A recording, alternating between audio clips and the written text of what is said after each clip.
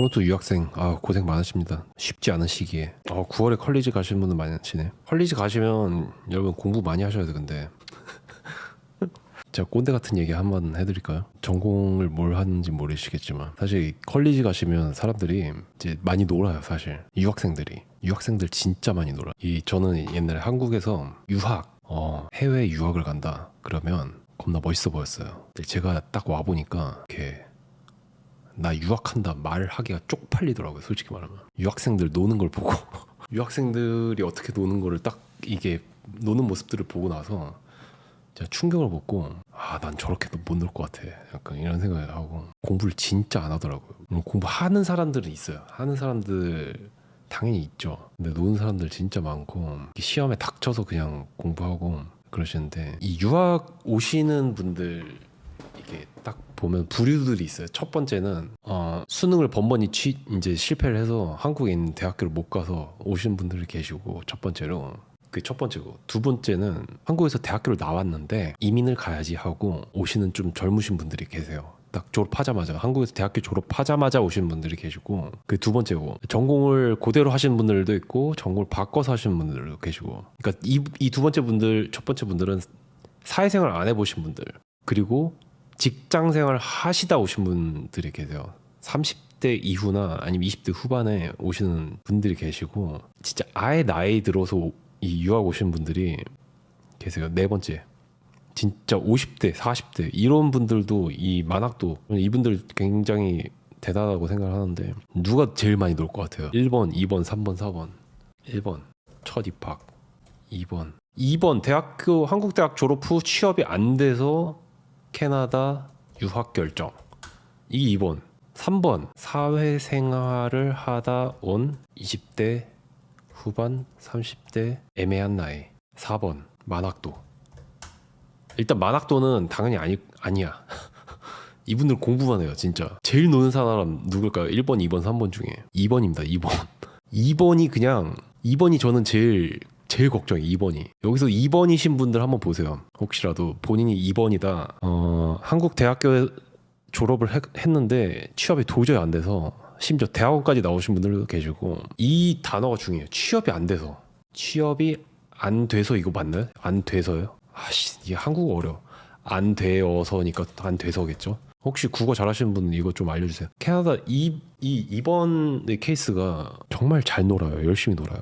오히려 이 첫 입학하신 분들은 공부를 열심히 하시는 분들 제가 많이 본 것 같아요. 아무것도 모르니까. 한국에서 수능 망하고 해외 와가지고 영어도 안 되고 하니까 갈려요 조금. 완전 아무것도 영어 하나도 안 돼서 드랍하는 친구들이 있고 이게 어떻게든 졸업하는 친구들 이분들이 오히려 열심히 하시는 분들 되게 많아요. 이제 저 옛날에 막 상담 이메일 이런 거 받을 때 대화를 해보면 열심히 하시는 분들 진짜 많았어요. 이분들 중에 제가 그래서 되게 놀랐었어요.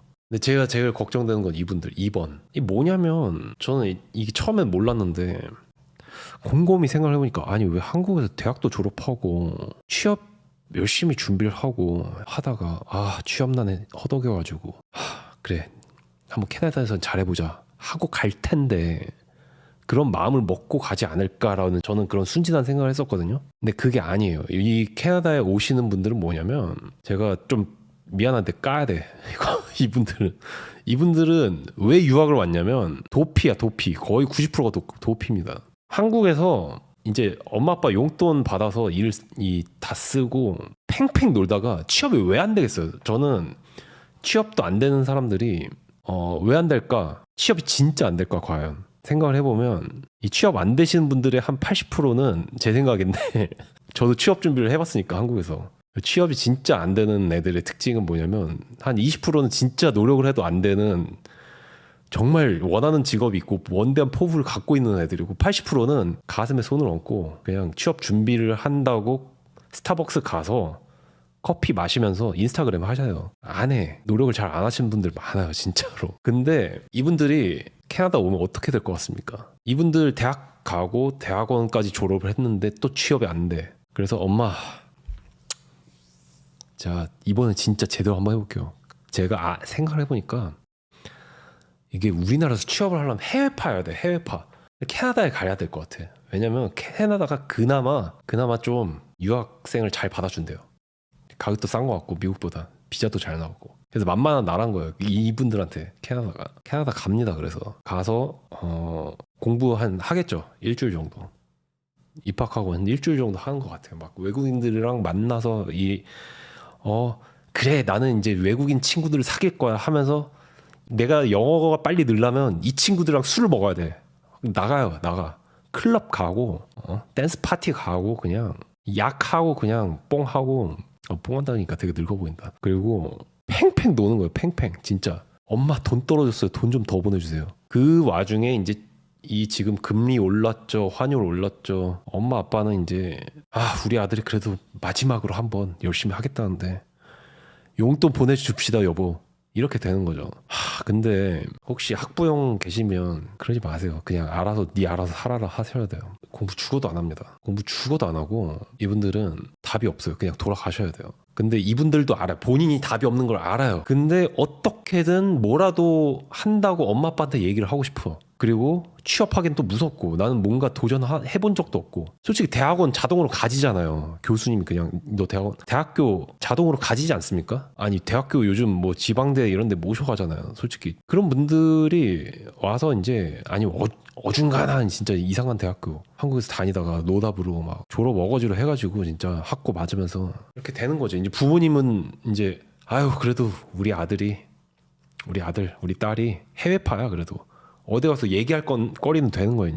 이제 어디 모임에 나가가지고 누구 엄마 딸 취업할 때 되지 않았어? 아니면 친척들 뭐 설날이나 이럴 때 가서 얘기하는데 캐나다 유학이라도 갔으면 우리 아들 해외파야.